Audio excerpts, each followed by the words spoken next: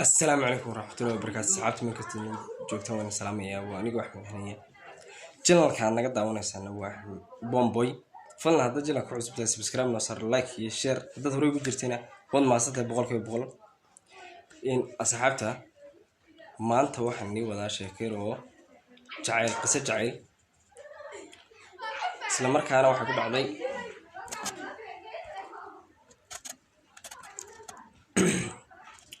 isla markaana waxa ku dhacday in gabadh iyo wiil Soomaaliyeed isla markaana gabadhu iyadoo iskool dhiganaysa ay wiilkiis barteen markay isbarteen in wiilku waxa mahayn u baahnaa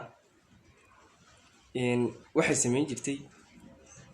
bareegayada iskoolka markay tagto la siiyo ay waxay sameyn jirtay isagana barbay ka siinaysa markuu wiilkii qaadan waayay de gabadhiina uu jecel yahay ee wax la'aanta arkay wiilkii uu qaadan waayay kadib u taariibay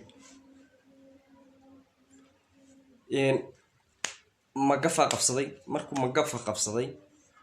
ayuu cid kale lama soo hadal xaafadooda lama soo hadal iyadoo la soo hadlay wuxuu ka yiri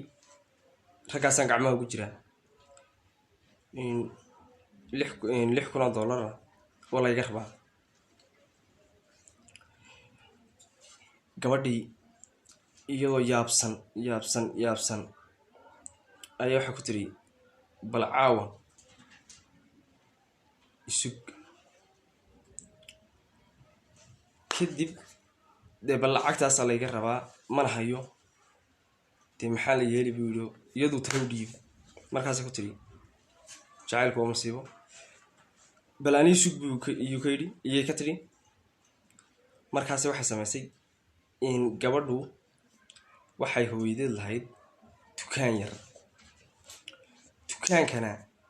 in shandada lacagta looma dhiibi jirin iyada laakiin hooyadeed bas ka haysatay waxay sameysay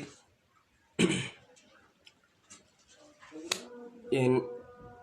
aroortii adu habeenkii sidii bay de hawshu ka fashilanto si ay u gashay garan weydii aroortii bay ka lahday waxay tagtay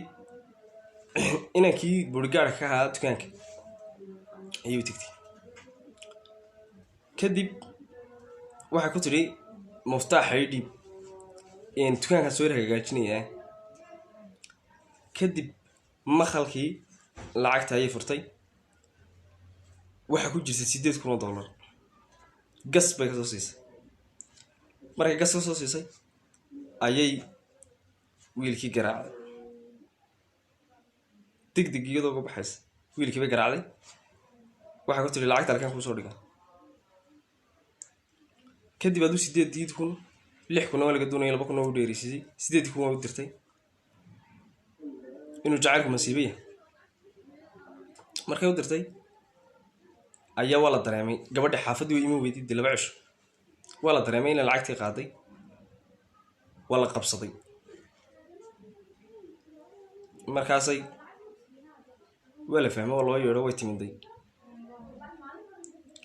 jeel bay gashay hooyadeed waxa tiri haday hawshaaba bilowday